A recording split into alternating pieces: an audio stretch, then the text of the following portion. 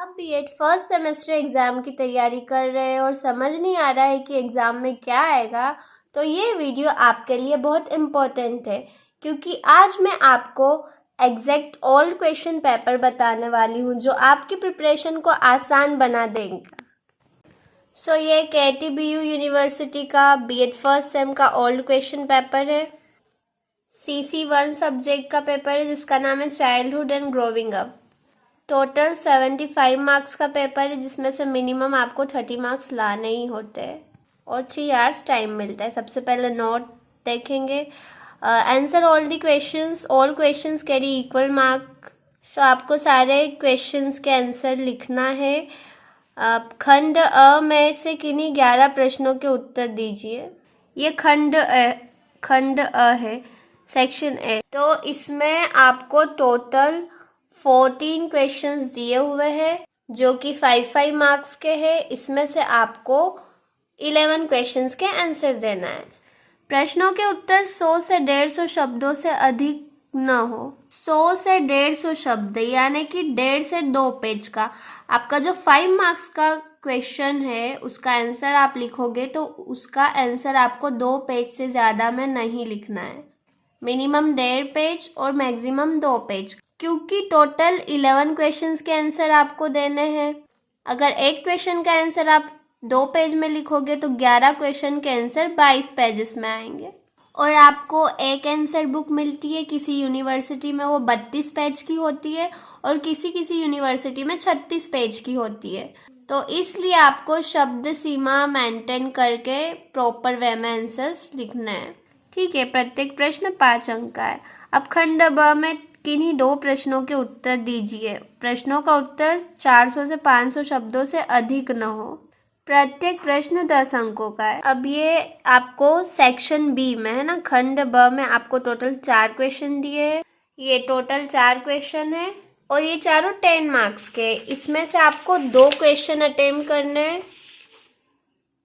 जो भी आपको 2 क्वेश्चंस के आंसर्स अच्छे से आते हो। तो जो आपके 10 मार्क्स वाले क्वेश्चंस है तो एक क्वेश्चन का आंसर आपको 4 से 5 पेज में लिखना है। अगर आपने 5 पेज में लिखा है तो 2 क्वेश्चन का आंसर 10 पेज में आएगा। अब देखिए 22 प्लस 10 है ना, 22 पेज के 5 मार्क्स के आंसर्स आपने लिखे 2 पेज में और 10 पेज में 10 मार्क्स के आंसर है ना, 5 पेज में। तो टोटल 32 पेज आपके भर जाएंगे, क्योंकि 55 मार्क्स आपके 5 मार्क्स के क्वेश्चंस के होते हैं और 20 मार्क्स 10 मार्क्स के क्वेश्चंस के। तो ऐसा करके टोटल 75 मार्क्स आप कवर कर सकते हो। आपको शब्दों का ध्यान रखना है। शब्द आपके टॉपिक से रिलेटेड होने चाहिए, मतलब कुछ तो भी नहीं लिखना कि ये ऐसा हुआ वो वैसा हुआ, नहीं। टेक्निकल टर्म्स का यूज़ करना, जो साइकोलॉजिस्ट है उनकी डेफिनेशंस लिखना है। ठीक है, वो वीडियो हम अलग से बनाएंगे कि आपको कौन से स्ट्रक्चर में आंसर लिखना है। ठीक है, अगर आपको ये समझ में आया हो तो कमेंट कीजिएगा और अगर नहीं भी आया हो, कंफ्यूजन हो, तो भी कमेंट में बताइएगा। CC1 के क्वेश्चन देखते हैं। क्वेश्चन नंबर 1 है, शिक्षा मनोविज्ञान के शिक्षण उद्देश्यों की संक्षिप्त व्याख्या कीजिए। Explain in brief teaching AIIMS and objectives of educational psychology. Question number 2 है, केस स्टडी विधि की प्रमुख विशेषताएं क्या है? What are the key features of biographical method? Question number 3 है, बच्चों के बारे में साक्षात्कार से आपका क्या अभिप्राय है? What do you mean by interview about children? Question number 4 है, पियाजे के संदर्भ में क्लिनिकल पद्धतियों को लिखिए। Write clinical methods with reference to Piaget. Question number 5 है, विकास की अवधारणा व अर्थ स्पष्ट कीजिए। Explain the concept and meaning of development. Question number 6 है, बाल्यावस्था का अर्थ, विशेषताएं एवं विकास को समझाइए। Explain the meaning, characteristics and development of childhood. Question number 7 है, विकास की अवस्थाओं को एक बालक के लिए महत्व लिखिए। Write the importance of development at stages for a child. Question number 8 है, संवेगों के विभिन्न कार्य समझाइए। Explain the different functions of emotions. Question number 9 है, आक्रामकता दूर करने में माता पिता की भूमिका का उल्लेख कीजिए। Describe the role of parents in removing aggression. Question number 10 है, किशोरावस्था के अधिगमकर्ताओं की क्या विशेषताएं होती है? What are the characteristics of adolescence? Question number 11 है विकास को प्रभावित करने वाले तत्वों को समझाइए। Explain the different factors influencing development. Question number 12 है जीवन काल तक सतत या निरंतर विकास की व्याख्या कीजिए। Development as continuing through the life span, explain it. Question number 13 है वृद्धि के विभिन्न सिद्धांतों की संक्षेप में चर्चा कीजिए। Discuss the various principles of growth. Question number 14 है इरिक्सन के व्यक्तित्व विकास के सिद्धांत का सटीक वर्णन कीजिए। Describe critically Erikson's theory of personality development.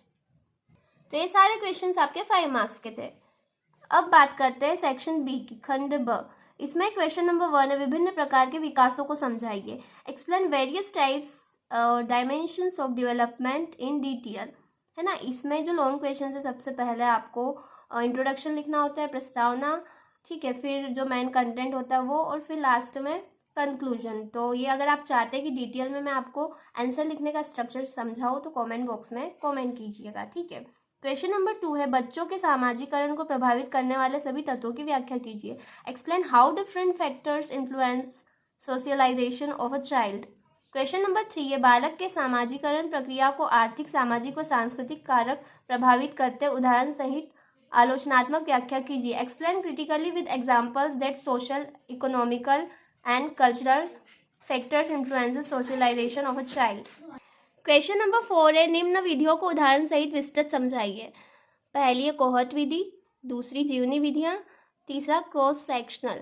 Explain in detail with examples following methods.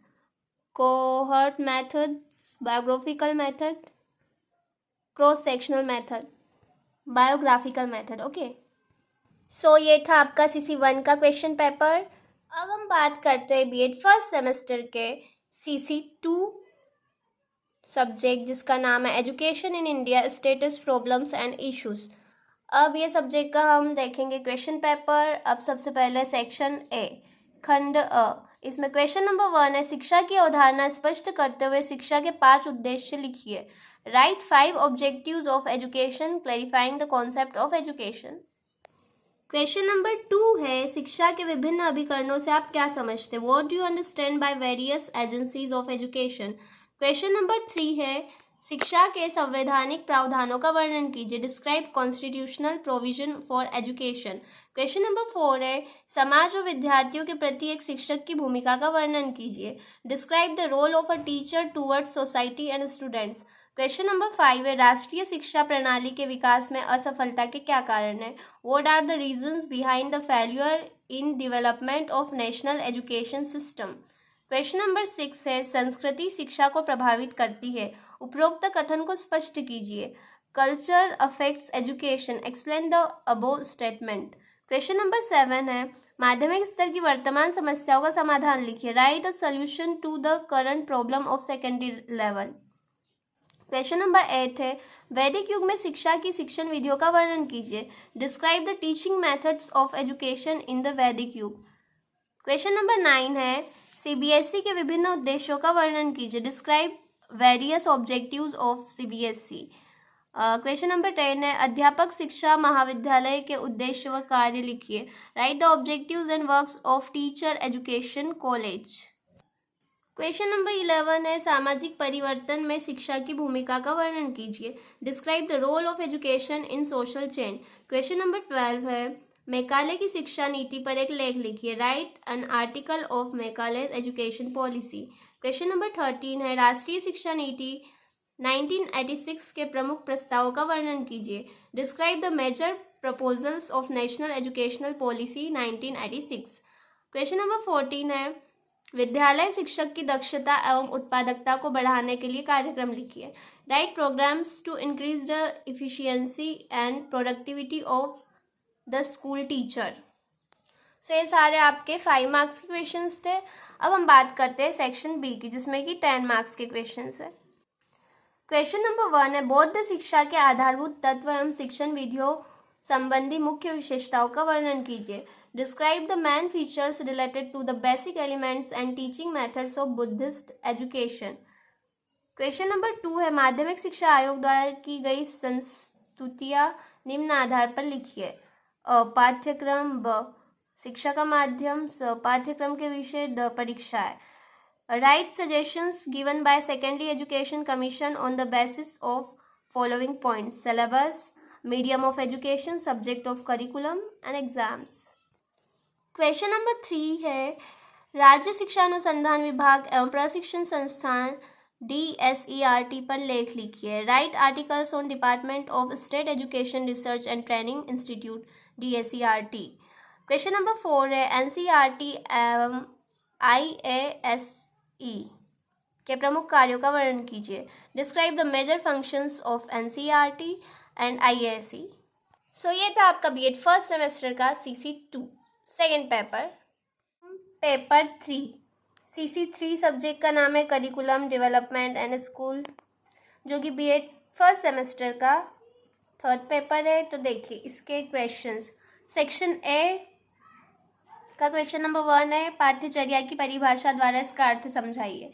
Explain meaning of curriculum bye it's definition. Question number 2 है, पाठ्यक्रम पाठ्यचर्या का एक भाग है, इस कथन की पुष्टि कीजिए. Syllabus is a part of curriculum, verify this statement. Question number 3 है, पाठ्यचर्या विकास के टायलर प्रतिमान को समझाइए. ये बहुत ही इंपॉर्टेंट क्वेश्चन है. Explain Tyler model of curriculum development. Question number 4 है, इंदिरा गांधी मुक्त विश्वविद्यालय की स्थापना एवं उसके उद्देश्यों का वर्णन कीजिए. Describe the establishment and objectives of Indira Gandhi national open university. Question number 5 है, पाठ्यचर्या निर्माण के सिद्धांत लिखिए. Write the principles of curriculum design.